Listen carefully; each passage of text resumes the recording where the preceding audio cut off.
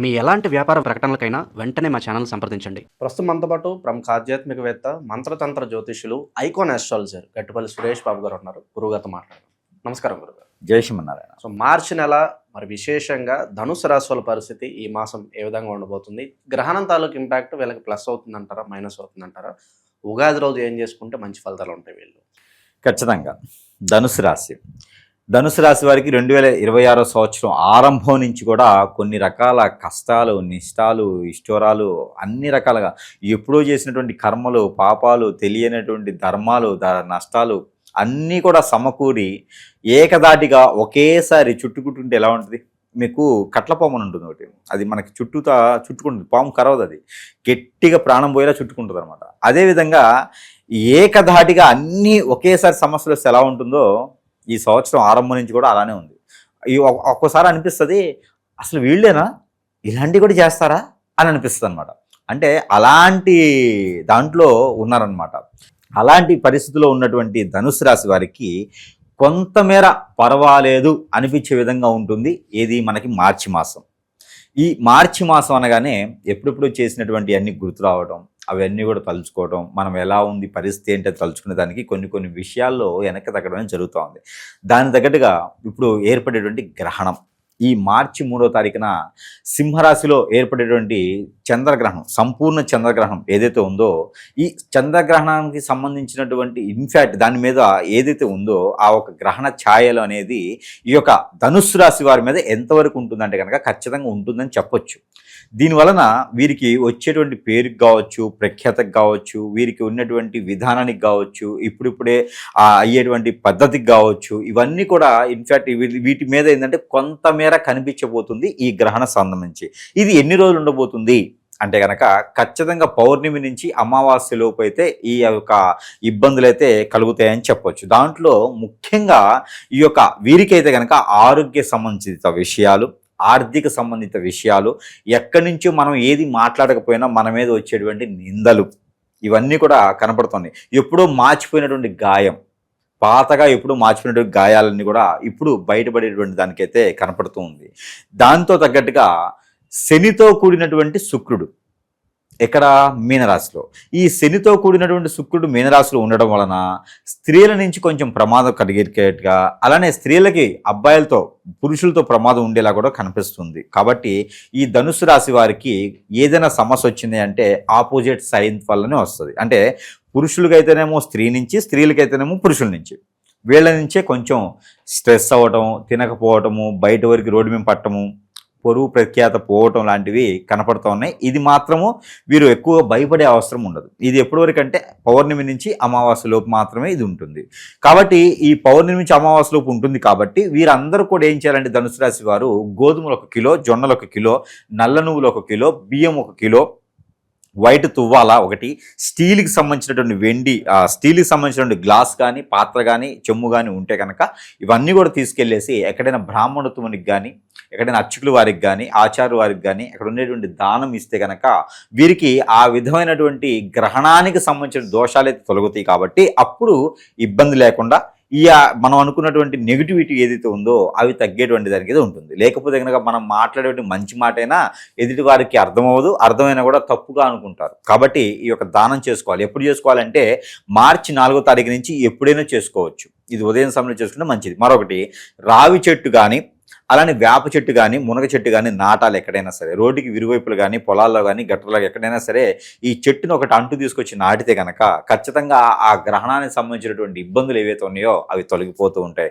మరొకటి, యుగాది ఏదైతే ఉందో యుగాది వస్తుంది. ఈ యుగాది సందర్భంగా ఈ యొక్క ధనుసు రాశి వారు కనుక దానిమ్మ పళ్ళు అని ఉంటాయి, వాటితో శివాలయములు అభిషేకం చేసిన, బత్తాయి పళ్ళుతో బత్తాయి రసంతో అభిషేకం చేసిన, అలానే మనకి గ్రేప్స్ ఉంటాయి, ద్రాక్ష పళ్ళు, దాంతో అభిషేకం చేస్తే కూడా వీరికి ఆర్థికంగాను, ఆరోగ్యపరంగాను ఏవైనా పనులు ముందుకు వెళ్ళాలంటే కూడా వాటి ప్రకారం కూడా ముందుకు వెళ్తాయి. కాబట్టి ఈ 3 మిశ్రమంతో అభిషేకం చేసుకుంటే చాలా మంచిది. ఇక ఎవరికైనా సరే ఆరోగ్యం సహకరించట్లేదు, జీవితంలో ఏది చేసినా ముందుకు వెళ్ళట్లేదు అంటే కనుక శివాలయంలో సాయం సంధి వాళ్ళు అభిషేకం చేసేటువంటి శివాలయాలు అంటే చాలా మంచిది. లేదంటే కనుక ఏదైనా ఒక సోమవారం రోజున కొబ్బరి కాయలో కాకుండా కొబ్బరి బోండాలు తీసుకొని వెళ్ళేసి 7 బోండాల్లో వచ్చేటువంటి నీటిని, అంటే మామూలుగా మన శాస్త్ర ప్రకారం ఏం చెప్తారంటే ఎవరికైనా ఆరోగ్యం బాగలేదంటే 7 బావిల నీళ్లతో స్నానం చేయండి అని చెప్తారు.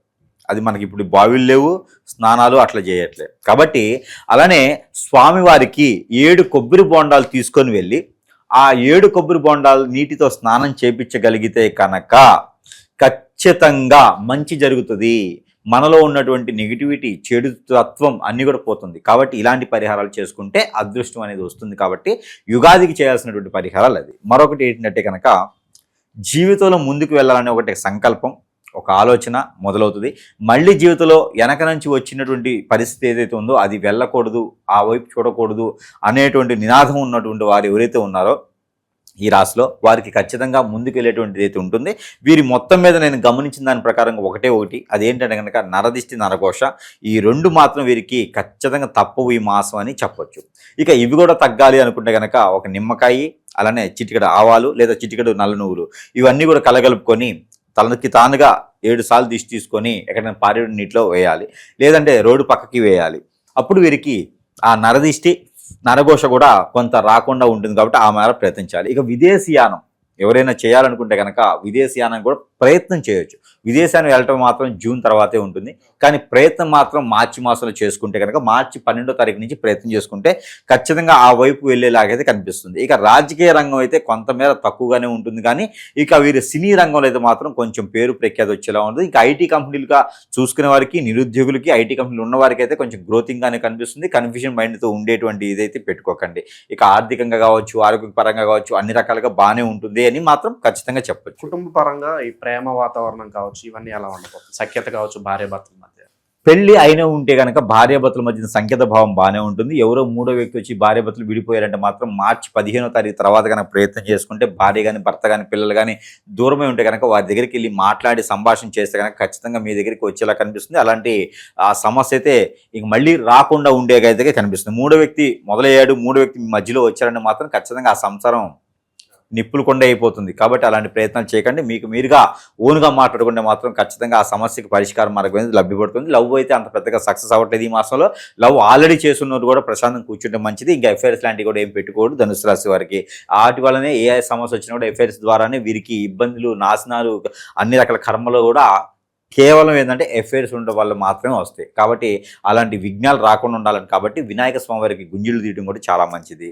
గురుగారు, ఈ నరఘోష, నరదిష్టి ఎక్కువగా ఉండటం, అలాగే శత్రువులు అధికంగా వాళ్ళ నుంచి ఇబ్బందులు ఎదురవడము, అలాగే బాగుపడుతుంటే ఎదుటివాడి చూపు కావచ్చు, ఆ దృష్టి కావచ్చు, సో ఎక్కువగా ఈ కుళ్ళు కుతంత్రాలతో వాళ్ళని ఏదో చెడు క్రియలు చేపించడము, ఈ చేతబడులు ఇలా చాలా వరకు జరుగుతూ ఉన్నాయి. అలాగే భార్యాభర్తలు అన్యోన్యంగా ఉన్న కాపురాల్లో నిప్పులు పోసి వాళ్ళ మీద ఆశపడో, వాళ్ళ వైపు మన వైపు తిప్పుకోవాలని ఏదో ఒకటి క్రియలు చేస్తున్నారు. అష్టదిగ్బంధనం పాలైపోయి ఎటు వెళ్ళాలో తెలియని స్థితిలో చాలామంది ఉంటున్నారు. మరి దీనికి పరిష్కారం ఏంటి?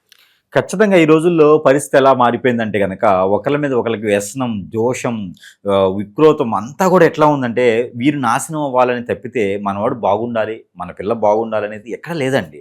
ఇప్పుడు అన్యోన్యంగా ఉన్నటువంటి ఒక భార్యాభర్తలు ఉంటారు, పిల్లలు ఉంటారు, కొంచెం చక్కటి కుటుంబం, ఇద్దరు జాబులు చేసుకుంటూ బతుకుతూ ఉంటారు. వీరి మీద వేరే వారికి కన్నేయటం, వ్యసనం, ఇవన్నీ కూడా ఏంటంటే ఎందుకు చెప్తున్నా అంటే జాతకాల్లో ఉండవు.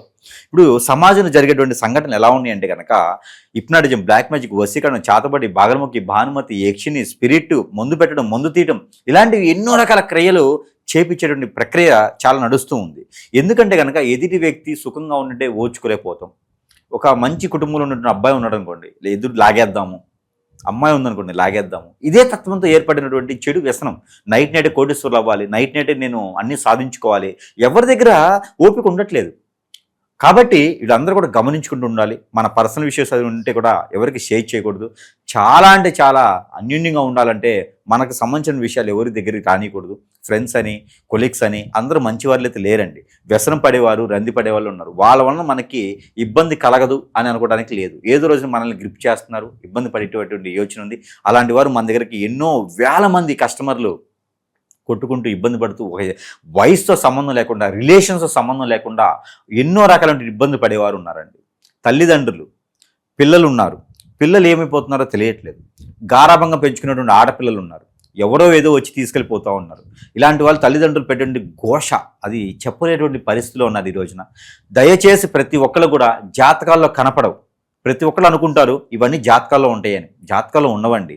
ఇది వేరే క్రియ, ఇది వేరే లోకం. ఇది మనకి పూర్తిగా నాశనం అయిపోయిన తర్వాత కూడా తెలియదు. కాబట్టి ప్రతి ఒక్కరు కూడా భార్యాభర్తలండి, భార్యాభర్తల మధ్యన ఉండేటువంటి భావం కావచ్చు, స్వభావం కావచ్చు, ఎంత కొట్టుకున్నా ఎంత తిట్టుకున్నా సాయంత్రం ఒకరిగా ఉంటారు. అలా లేకుండా విడాకులు, ఎఫ్ఐఆర్స్ ఇలాంటి చాలా ఉన్నాయండి. ఇలాంటి కేసెస్ వల్లనే ఎన్నో రకాల జీవితాలు నాశనం అయిపోతూ ఉన్నాయి. ఇలాంటి వాటి జోలు వెళ్ళకూడదండి. అలాంటి ఏమైనా ఉంటే కూడా ఖచ్చితంగా మీలో ఏదన్నా సమస్యకి ఎట్లా ఉండాలంటే కనుక ఆ సిమ్టమ్స్ అనేజీగా ఉండటం కానీ, మన ఫేస్లో చేంజెస్ కనిపించడం, కళ్ళు చేంజెస్ కనిపించడం, జుట్టు ఊడిపోవటం, ఇది నాకు ఊడిపోయింది అది కాదు, ఇది జీన్స్, అది కాకుండా మీకు హెయిర్ ఫాల్ లాంటిది అవ్వటం కానివ్వండి, ఇంకా లేడీస్లో వచ్చేసి స్టమక్ రిలేటెడ్ సమస్యలు, లోపల ఏదో ఉన్నట్టుగా నీరసంగా ఉండడం, కోపం రావడం, చిరాకు పట్టడం, ఇలాంటి సమస్యలు, ఒంటరిగా ఉండాలనిపించడం, సూసైడ్ లాంటివి చేసుకోవడం, ఎంత ఉన్నా కూడా ఏది ముందుకెళ్ళలేకపోవడం, అష్టదిబ్బందులు అంటారు దాన్ని. ఎంత చేసినా ముందుకు వెళ్ళదు, జాబులు ఉండవు, సరిగా ఉండే పరిస్థితి ఉండదు.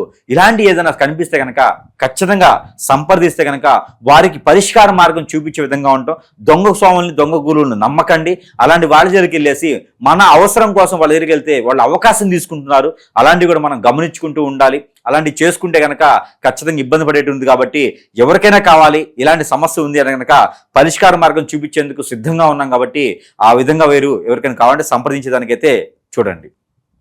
ఇక ఎటువంటి పరిహారాలు చేసుకోవడం ద్వారా ఈ మాసం వీళ్ళకి బాగా కలిసి వస్తుంది? ఇక ఓవరాల్గా వచ్చేసి సుబ్రహ్మణ్య స్వామికి పరిహారం చేసుకోవచ్చు, వినాయక స్వామి వారికి గుంజుళ్ళు తీయొచ్చు, వినాయక స్వామి వారికి అర్చన, అభిషేకం, హోమం చేయించుకోవచ్చు, లక్ష్మీ గణపతి హోమం చేయించుకుంటే చాలా మంచిది. వీరికి అవకాశం ఉంటే మార్చి మాసంలో శ్రీ లక్ష్మీ గణపతి హోమం కానీ లేదా సత్యనారాయణ స్వామి వారి వ్రతం కానీ నోచుకోవాలి. చాలా మంచి జరుగుతుంది వీరికి. ఇక వీరికి అన్ని రకాల సమస్యలు పరిష్కారం అవ్వాలనుకుంటే ఈ రెండు పరిష్కారాలు చేసుకుంటూ, అలానే అటుకులు, బెల్లము నైవేద్యం, అటుకులు, బెల్లం, పుట్నాల పప్పు, ఈ మూడు కూడా కలగలిపేసి స్వామివారికి నైవేద్యం పెట్టవచ్చు. సాయిబాబా గారికి కానీ ఇస్కాన్ టెంపుల్లో కానీ నైవేద్యం పెడితే కూడా వీరికి అన్ని రకాల సానుకూల పడే వాతావరణం, ఆదాయ వనరులు కూడా పెరిగేటువంటి యోచన, అలానే గ్రహరీత్యా దోషాలను కూడా తొలగిపోతాయి. ఇక పెళ్లి చేసుకోవాలనుకున్న వారికి అయితే ఆరోగ్యం బాగానే ఉంటుంది. కాబట్టి ప్రయత్నం అయితే ఖచ్చితంగా చేసుకుంటే చాలా మంచి జరుగుతుంది. ఓవరాల్గా ఈ రాశి వాళ్ళ యొక్క స్థితిగతులు ఈ మాసం ఏ విధంగా ఉండబోతుంది మంచి విశ్లేషణ ఇచ్చారు. ధన్యవాదాలు.